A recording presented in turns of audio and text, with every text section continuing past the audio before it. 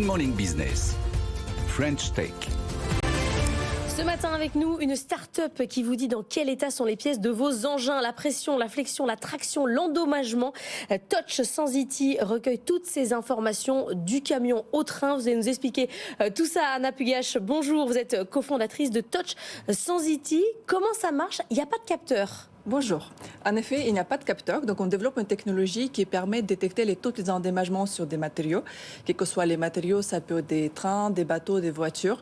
En fait, c'est un système électronique qu'on branche à la périphérie, et ce système électronique, il va envoyer un signal dans les matériaux et le récupérer. Et nous, ce qu'on regarde, c'est quand ce signal il est changé, parce qu'il y avait un endommagement.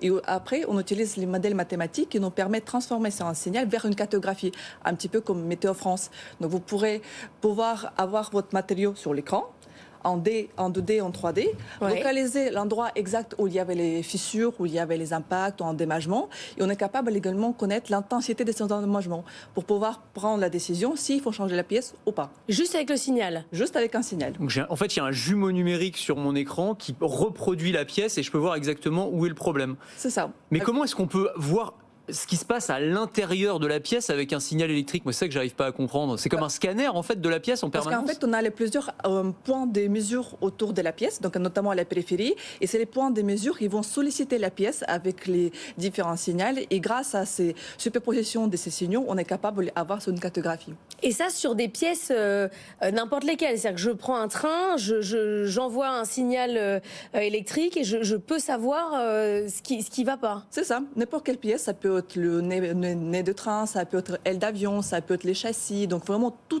type de pièces qui nécessitent de vérifier s'il y a une défaillance. Et ça coûte combien? Parce que pour le coup, j'imagine que c'est aussi un surcoût par rapport au coût de la pièce, ce genre de choses.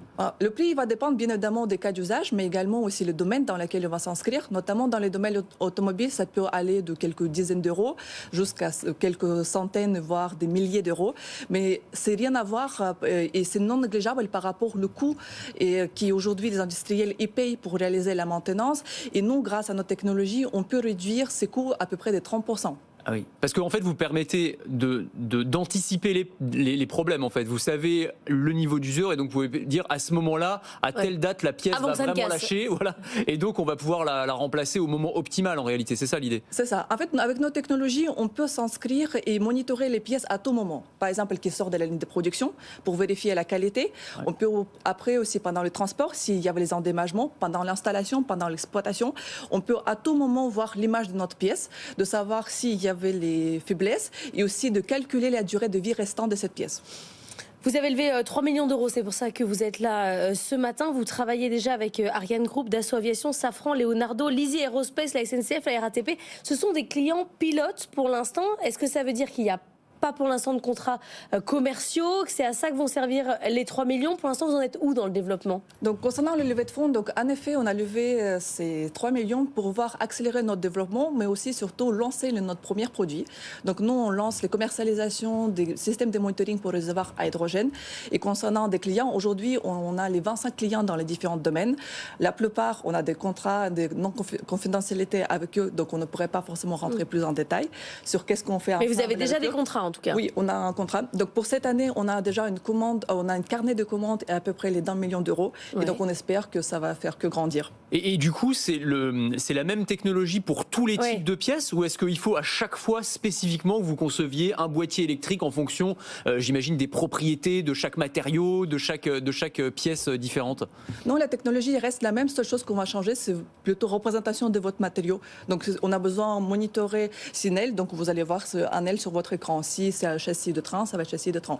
Mais la technologie, la base, elle reste la même, quel que soit le cas d'usage. Et pourquoi le réservoir à hydrogène, là, en premier, c'était le client qui est venu à vous, ou c'est un choix? Donc, on considère qu'aujourd'hui, ce marché qui est naissant, qui a beaucoup de potentiel, et donc on travaille pour les véhicules de futur, et notamment notre objectif, c'est avec notre système de monitoring, non seulement apporter une sécurité supplémentaire, mais aussi apporter une vision sur la durée de vie des restants des réservoirs. Ouais. Et aujourd'hui, sur les marchés, malheureusement, il n'existe pas forcément les technologies qui permettent d'avoir cette information et surtout qu'intégrer dans le processus industriel sans modifier les propriétés et aussi à un coût très intéressant. On a l'impression que vos potentialités sont infinies. Vous pouvez aller sur le marché de la fuite d'eau, comme sur le train, sur l'automobile, tout ce qui existe. C'est ça. Les routes. Même. Nos marchés aujourd'hui sont limités par l'imagination de nos clients. Ah oui, voilà. Donc si vous avez besoin... C'est une belle limite. C'est bien vendu. Recrutement pour tout ça prévu, ingénieurs ou commerciaux? Donc aujourd'hui, on est 15 personnes. Il faut savoir qu'on a les 70% des docteurs et 40% des femmes. Donc on est très fiers de notre équipe et surtout qu'elle est polyvalente. Et donc nous, on va embaucher bien évidemment des personnes à la fois techniques et commerciaux parce que notre objectif aussi, non seulement rester en Europe, mais aussi aller aux États-Unis. Merci beaucoup. Anna Pugache, cofondatrice de Touch Sensity, qui a levé 3 millions d'euros ce matin.